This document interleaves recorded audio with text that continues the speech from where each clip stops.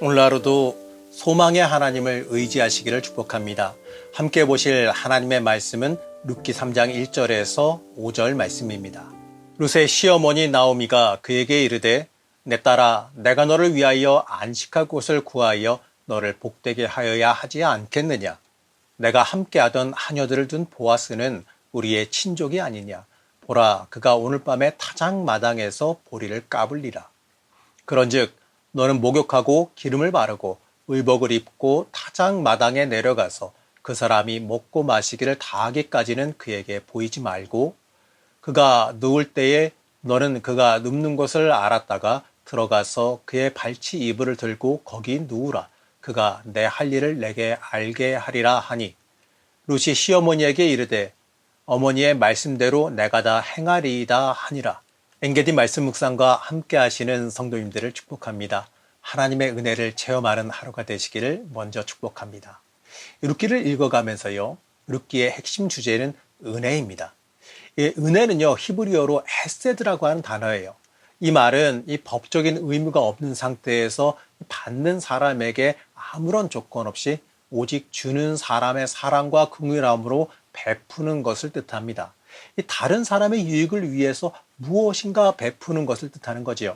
그래서 우리는요. 룻기에 등장하는 나오미와 룻, 이 보아스를 보면서 헤세드의 은혜를 만나게 됩니다. 사실 우리는 이 헤세드의 은혜를 체험한 사람들입니다. 우리를 위해 십자가에서 피 흘리시고 우리의 죄를 담당하셨던 예수님의 은혜를 통해서 우리가 하루하루를 살아가기 때문에 그렇습니다. 우리는 이미요. 헤세드의 은혜를 입은 사람으로서 이 땅을 살아가야 됩니다.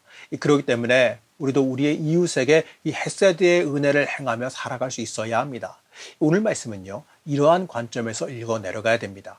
시어머니인 이 나오미가 룻과 보아스를 이어주려고 한 것은요. 그것을 통해서 자신의 유익을 얻으려는 의도가 아닙니다. 이 며느리를 통해서 자신의 어려움을 해결하겠다 이런 의도가 아니에요. 1장에서 이 며느리들에게 각각 살 길을 열어주려 했던 것을 보게 되면요. 나오미는 스스로 며느리를 위해서 길을 열어주려 했던 사람으로 봐야 됩니다. 이 모습은요. 며느리에게 은혜를 베풀려고 하는 나오미의 모습으로 이 헤세드를 베풀려고 하는 나오미의 모습으로 읽어가야 됩니다.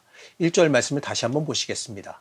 룻의 시어머니 나오미가 그에게 이르되 내 딸아 내가 너를 위하여 안식할 곳을 구하여 너를 복되게 하여야 하지 않겠느냐. 이 말은요. 나오미가 며느리 룻을 재혼시키겠다라는 말입니다. 사실 룻을 보낸다는 것은요. 자신의 이 생활에 대책이 없어진다는 것을 뜻해요. 지금 이 당장의 현실은요. 룻의 의지에서 살아가고 있기 때문에 그렇습니다.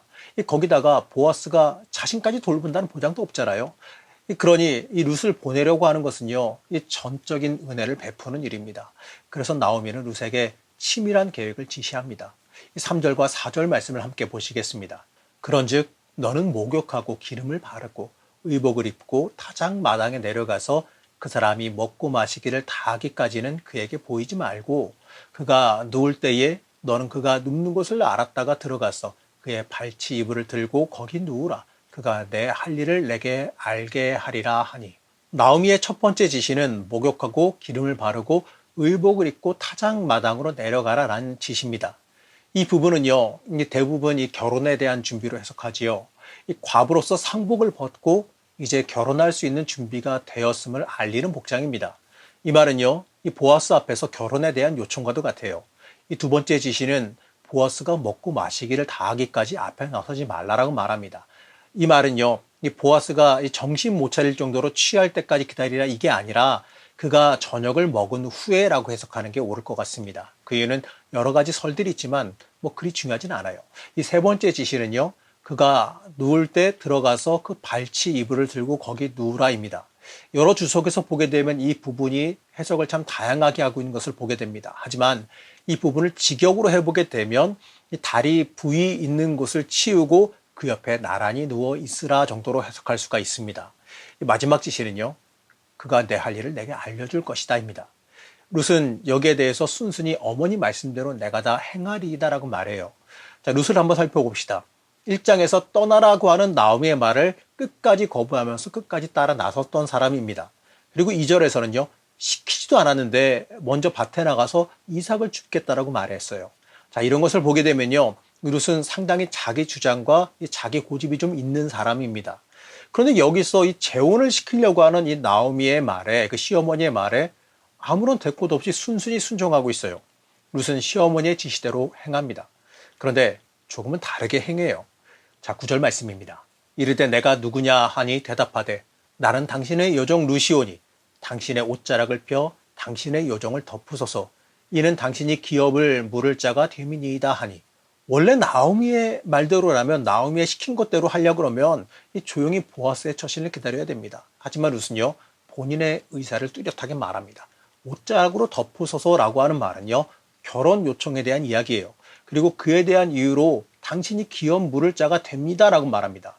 이 부분을 합쳐서 다시 해석해 보면 이렇게 말할 수가 있습니다. 결혼해 주세요. 왜냐하면 당신은 우리 가문의 고엘이기 때문입니다. 사실 여기에요, 순순히 시어머니의 명령을 따른 이유가 들어있는 것 같습니다. 자신의 안위만을 위해서 순순히 따른 것이 아니다라는 것을 알게 됩니다. 룻의 의도는요, 이 고엘이라는 제도를 통해서 봐야 됩니다. 이 고엘에서 계대 결혼까지는 의무가 아니에요. 원래 계대 결혼은 이 친족에게까지만 주어진 거기 때문에 그렇습니다. 하지만 룻은요, 고엘을 말하면서 결혼을 요청합니다. 물론 보아스는 이 무조건적으로 고엘의 의무로 이 룻과 결혼하지 않아도 되긴 합니다. 그리고 룻도요, 이 고엘의 의무로 보아스와 무조건 결혼해야 되는 것도 아니었습니다. 이 룻이 시어머니의 제안을 순순히 따른 것은 여기에 이유가 있습니다. 나오미는요, 룻이 좋은 사람과 새 가정을 꾸려서 잘 살기를 바라는 마음에 일을 진행한 겁니다. 룻에게 헤세드의 은혜를 베푼 거지요. 은혜를 받은 룻은요, 보아스에게 고엘을 요청합니다. 이 말은 죽은 자의 기업을 그 이름으로 잇게 해달라는 요청입니다. 룻은요, 결혼만 원하는 것이 아니라 자신의 가문, 바로 나오미, 그 시어머니의 가문을 잇게 해달라고 하는 요청입니다. 룻은요, 자신의 안위만 본 게 아니라 나오미에게 그의 가문을 돌려주려 했다는 거예요. 이것 또한 이 룻이 나오미에게 베푸는 헤세드입니다. 그러자 보아스가 순순히 그대로 행하겠다라고 나서요. 사실 보아스는요, 이 결혼 요청 들어주지 않아도 됩니다. 오히려 자신에게는 금전적인 손해를 감수해야 되는 일이기 때문에 그렇습니다. 게다가 자기보다도 더 우선순위의 사람이 있기 때문에 그래요. 그럼에도 그는 룻과 나오미에게 헤세드를 베풀기로 결단했습니다. 오늘 3장의 말씀을 통해서 봐야 될 것은 헤세드의 사람들입니다. 서로 은혜를 베푸는 사람은 다른 사람을 축복하는 축복의 통로가 되어집니다. 나오미가 자신을 위해서 문제를 해결하려 할 때는요, 아무것도 해결되지 않았었습니다. 그러나 이 룻을 위해서 무엇인가 생각할 때 그에게 방법이 주어졌습니다. 이러한 방식으로요, 나오미는 룻의 축복의 통로가 되었습니다. 룻도요, 나오미를 생각하면서 축복의 통로가 되었고, 보아스도 마찬가지로 축복의 통로가 되었습니다. 결국 이들을 통해서 이어진 이 가문에서 메시아의 선조인 다윗이 탄생했고, 하나님의 구속사의 계획이 이루어졌습니다. 이 구원의 역사는요, 이처럼 은혜의 역사입니다. 헤세드의 역사입니다. 사랑하는 성도 여러분, 오늘 우리가 살펴본 말씀은요, 헤세드의 사람들이 서로 헤세드를 베푸는 이야기입니다. 하나님은 이러한 은혜를 베푸는 마음 가운데 일하시고 역사하십니다. 하나님의 계획을 완성하십니다. 우리도 하나님의 은혜 받은 사람으로서 하나님의 은혜를 행하며 살아갈 수 있어야 됩니다. 그 삶이요, 하나님의 뜻대로 살아가는 삶이기 때문에 그렇습니다. 그럴 때에 나를 통해 놀라운 하나님의 계획이 이루어질 겁니다. 이 축복의 통로가 되는 삶을 살아가시기를 그냥 간절히 축복합니다. 우리를 사랑하시는 하나님, 우리가 은혜 받은 사람으로서 은혜를 베푸는 축복의 통로가 되게 하여 주시옵소서. 우리의 연약함과 부족함을 도와주셔서 하나님의 마음으로 살아가게 하여 주옵시고, 또 그로 인하여서 하나님의 뜻과 역사를 이루는 축복의 통로가 되게 허락하여 주시옵소서. 오늘 하루도 이 전적인 은혜에 감동된 삶을 살게 해 주시길 원하오며 거룩하신 예수님의 이름으로 간절히 기도드렸습니다. 아멘.